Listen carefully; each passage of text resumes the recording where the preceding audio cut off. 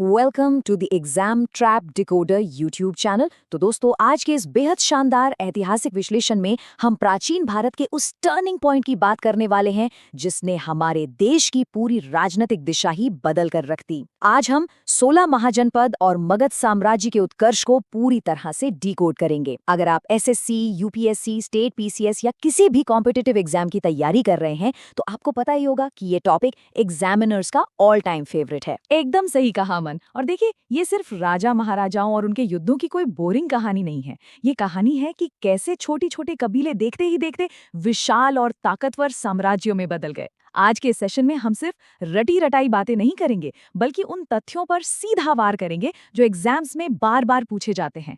तो चलिए, बिना किसी देरी के इस ऐतिहासिक सफर की शुरुआत करते हैं। फटाफट देख लेते हैं कि आज के इस सेशन का रोड मैप क्या होने वाला है। हम शुरुआत करेंगे 16 महाजनपदों से, फिर समझेंगे कि उस दौर में गणतंत्र और राजतंत्र में क्या टक्कर थी। इसके बाद देखेंगे मगध का भूगोल और उसके प्रमुख राजवंश। और हाँ, सेशन के आखिर में आपका फेवरेट रैपिड फायर राउंड तो पक्का है। तो सबसे पहले इस शब्द महाजनपद को ही समझ लेते हैं। इसका मतलब क्या है?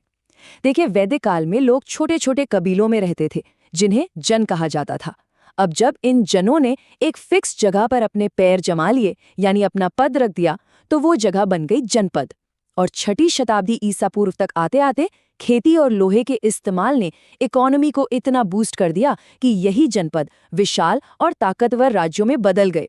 बस इन्हीं को महाजनपद कहा गया। बिल्कुल। और जरा सोचिए, ये वो टाइम था जब भारत में दूसरी बार अर्बनाइजेशन या नगरीकरण हो रहा था। बड़े बड़े शहर बस रहे थे, ट्रेड रूट्स यानी व्यापारिक मार्गों का जाल बिछ रहा था, पंचमार्क वाले सिक्कों का इस्तेमाल शुरू हो चुका था, और सबसे बड़ी बात, राजाओं ने अब परमानेंट यानी स्थायी सेनाएं रखनी शुरू कर दी थीं। वैसे इस पूरी ऐतिहासिक क्रांति की सबसे पक्की जानकारी हमें कहां से मिलती है? बौद्ध ग्रंथ अंगुत्तर निकाय से। ये नाम एकदम दिमाग में छाप लीजिए दोस्तों, क्योंकि ये परीक्षाओं में अनगिनत बार पूछा जा चुका है। चलिए अब फटाफट इन महाजनपदों और उनकी राजधानियों पर एक तेज नजर डालते हैं। एग्जाम्स में जो मैचिंग वाले सवाल आते हैं ना, वो सीधे यहीं से बनते हैं। सबसे पहले अंग, जिसकी राजधानी थी चंपा, ये उस वक्त का एक बहुत बड़ा ट्रेड सेंटर था। फिर अपना मगध, जिसकी शुरुआती राजधानी राजगिरी थी और बाद में पाटलिपुत्र बनी। काशी की राजधानी वाराणसी, कौशल की श्रावस्ती, वज्जी संघ की वैशाली, मल्ल के कुशीनगर और पावा, बुंदेलखंड वाले इलाके में चेदी की राजधानी शुक्तिमती और वत्स की राजधानी थी कौशाम्बी। यहाँ पर कुछ बातें एग्जाम के नजरिए से बहुत ही ज्यादा क्रूशियल है। जैसे कौशल राज्य, यहाँ के राजा प्रसेनजीत बहुत फेमस थे और अपना अयोध्या भी इसी राज्य का हिस्सा था। इसके अलावा मल्ल महाजनपद को तो आप बिल्कुल नहीं भूल सकते, क्योंकि यही कुशीनगर में भगवान बुद्ध को महापरिनिर्वाण प्राप्त हुआ था। ये वो फैक्ट्स हैं दोस्तों जो सीधे क्वेश्चन पेपर में छपे हुए मिलते। अब आगे बढ़ते हैं बाकी के 8 महाजनपदों की तरफ। कुरु की राजधानी थी इंद्रप्रस्थ। पांचाल 2 हिस्सों में बटा था। इनकी राजधानियां थी अहिछत्र और कंपिल्य। राजस्थान वाले मत्स्य की विराटनगर और शूरसेन की मथुरा। इसके बाद आता है अश्मक, जिसकी राजधानी पोटली थी।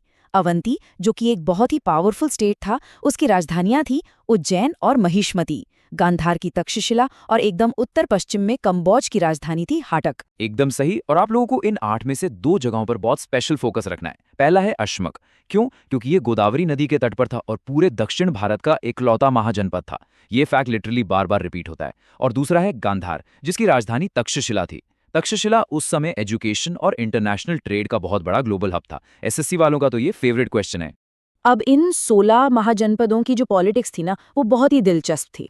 यहाँ शासन के 2 एकदम अलग अलग मॉडल चल रहे थे। एक तरफ थे गणतंत्र यानी रिपब्लिक्स, जैसे वज्जी और मल। अब यहाँ कोई एक सिंगल राजा नहीं होता था, बल्कि कई परिवारों का एक पूरा संघ मिलकर लोकतांत्रिक तरीके से वोटिंग से फैसले लेता था। और दूसरी तरफ थे राजतंत्र यानी मोनार्कीज, जैसे मगध और कोसल। यहाँ सत्ता पूरी तरह से एक ही पावरफुल राजा के हाथ में होती थी। अब जहाँ गणतंत्रों में बातचीत और आपसी सहमति से काम होता था, वहीं ये जो राजतंत्र थे ना, ये बहुत ही आक्रामक और एक्सपेंशनिस्ट थे। मगध जैसे राजतंत्रों का बस एक ही एजेंडा था, अपनी सेना बढ़ाओ, दूसरे राज्यों पर हमला करो और उन्हें अपने साम्राज्य में मिला लो। और यही अग्रेशन आगे चलकर पूरे भारत के इतिहास की दिशा बदलने वाला था। तो दोस्तों, क्या आपको पता है कि भारत का प्रथम गणतंत्र यानी फर्स्ट रिपब्लिक किसे माना जाता है? ये सवाल सीधे पिछले साल के पेपर से उठाया गया है। सोचिए जरा। और इसका एकदम सही जवाब है वैशाली। जी हाँ, वैशाली वज्जी संघ की राजधानी थी, जहां लिच्छवी वंश का दबदबा था। इसे दुनिया के सबसे पुराने ज्ञात गणतंत्रों में से एक माना जाता है। ये कोई छोटा मोटा फैक्ट नहीं है, इसे अपने दिमाग में एकदम लॉक कर लीजिए। चलिए अब रुक करते हैं हमारे आज के सबसे बड़े सस्पेंस की तरफ। 16 महाजनपद थे, लेकिन रेस में आखिर में विनर सिर्फ एक बना, अपना मगध। तो अब हम मगध के इसी राइज को, इसके उत्कर्ष को डीकोड करेंगे। मगध की इस बम्पर सक्सेस के पीछे ना उसका भूगोल यानी ज्योग्राफी सबसे बड़ा गेम चेंजर था। पहला रीजन था मगध का गंगा के बहुत ही उपजाऊ मैदान में होना, मतलब बम्पर खेती। और दूसरा बड़ा कारण था नदियों का जाल, गंगा, सोन और चंपा नदियां। इन नदियों ने एकदम हाईवे की तरह काम किया। बहुत बढ़िया व्यापारिक मार्ग बने, ट्रेड बढ़ा, जिससे मगध को भारी भरकम टैक्स मिलने लगा। और इसी टैक्स के पैसे से उन्होंने अपनी विशाल सेना को फंड किया। और जब सेना की बात हो ही रही है तो जरा इस बात पर गौर कीजिए कि मगध के जंगलों में हाथियों की भरमार थी। जब बाकी सारे राज्य घोड़ों पर लड़ाई लड़ रहे थे, तब मगध ने हाथियों का इस्तेमाल एकदम टैंकों की तरह किया। दुश्मन के किलों के दरवाजे तोड़ने हो या सेना को कुचलना हो, हाथी सबसे आगे। और तो और छोटा नागपुर के पठार में लोहे की खदानें उनके पास थी।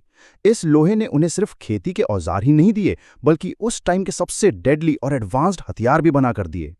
अब एग्जाम के प्रेशर में ये सारे कारण याद कैसे रहें, इसके लिए हमारे पास एक बहुत ही शानदार और फनी सी मेमोरी ट्रिक है। लोहे वाले हाथी गंगा में तैरते थे। हाँ, बिल्कुल। ये सुनने में थोड़ा अजीब लग सकता है, लेकिन इस एक लाइन में मगध की शक्ति के तीनों पिलर्स छुपे हुए हैं। लोहा मतलब उनके बेहतरीन हथियार और खेती के टूल्स, हाथी मतलब उस युग की सबसे खतरनाक मिलिट्री पावर, और गंगा मतलब शानदार व्यापारिक मार्ग और टैक्स कलेक्शन। जब भी एग्जाम में मगध के उत्कर्ष का सवाल आए, बस इस लाइन को याद कर लेना, आप सीधे सही आंसर पर पहुंच जाएंगे।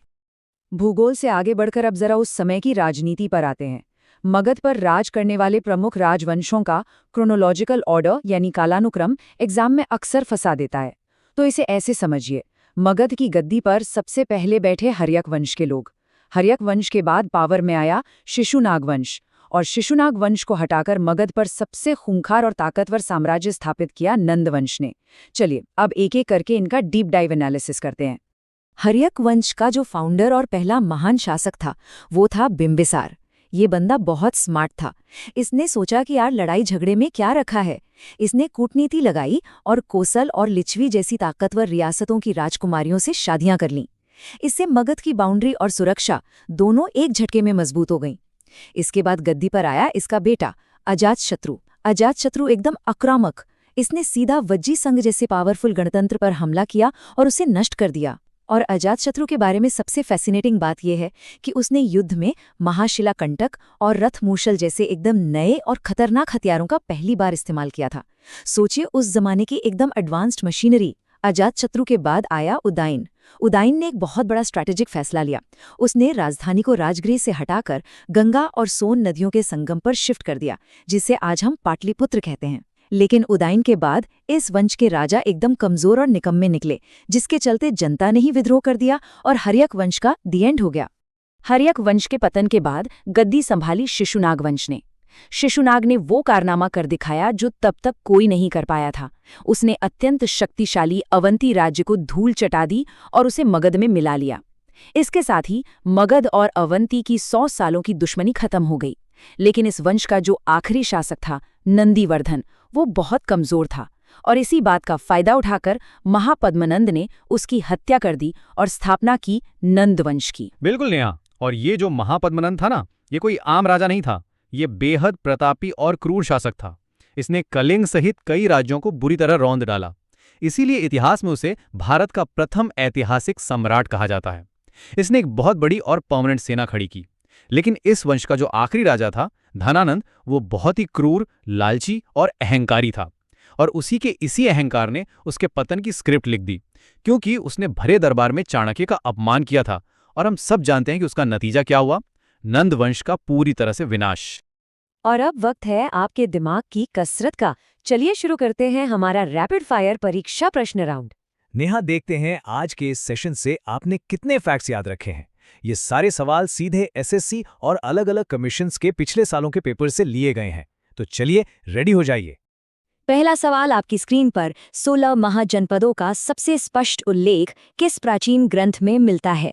ये तो बिना ऑप्शन के आना चाहिए और इसका एकदम सटीक उत्तर है बौद्ध ग्रंथ अंगुत्तर निकाय। चलिए दूसरा प्रश्न, मगध महाजनपद की पहली या प्रारंभिक राजधानी कौन सी थी? इसका सही जवाब है राजगृह, जिसे गिरिव्रज भी कहा जाता था। ये शहर 5 पहाड़ियों से घिरा हुआ था, जो इसे दुश्मनों के लिए एकदम अभेद्य बनाता था। तीसरा सवाल, वो कौन सा शासक था जिसने अपनी राजधानी को राजगृह से हटाकर गंगा और सोन नदी के संगम पाटलिपुत्र पर बसाया था? इसका सही जवाब है हर्यक वंश का शासक उदयन। इसने भविष्य में व्यापार और सेना की जरूरतों को ध्यान में रखते हुए ये बड़ा ऐतिहासिक फैसला लिया था। और ये रहा हमारा अंतिम प्रश्न, भारत का प्रथम ऐतिहासिक सम्राट किसे माना जाता है और महापद्मनंद किस वंश के संस्थापक थे? बहुत ही सिंपल और स्ट्रेट आंसर है नंद वंश। महापद्मनंद ने सभी क्षत्रियों का नाश करने वाले सर्वक्षत्रांतक का टाइटल लिया था और मगध को एक ऐसे अजय साम्राज्य में बदल दिया था जिससे सब कांपते थे। दोस्तों, धनानंद के पास असीमित दौलत और हाथियों की एक इतनी विशाल सेना थी कि सिकंदर की महान सेना भी भारत में आगे बढ़ने से खौफ खा गई थी। लेकिन जरा सोचिए, इतनी विशाल सेना और पावर होने के बावजूद एक सामान्य से युवा चंद्रगुप्त मौर्य ने धनानंद को जड़ से कैसे उखाड़ फेंका? धनानंद की वो हार कोई मामूली हार नहीं थी। उस हार ने ही भारतीय इतिहास के सबसे महान, सबसे विशाल मौर्य साम्राज्य की नींव रखी। बिल्कुल, चंद्रगुप्त मौर्य की वीरता और चाणक्य की बेजोड़ कूटनीति की वो कहानी हम हमारे अगले ऐतिहासिक विश्लेषण में आपके लिए लेकर आएंगे। साथियों, अगर इस चर्चा ने आपके इतिहास के कॉन्सेप्ट्स को एकदम शीशे की तरह साफ कर दिया है तो the exam trap decoder channel को सब्सक्राइब जरूर करें और अपने दोस्तों के साथ शेयर करें। अपनी तैयारी को यूं ही धार देते रहिए। मिलते हैं अगले सेशन में। धन्यवाद।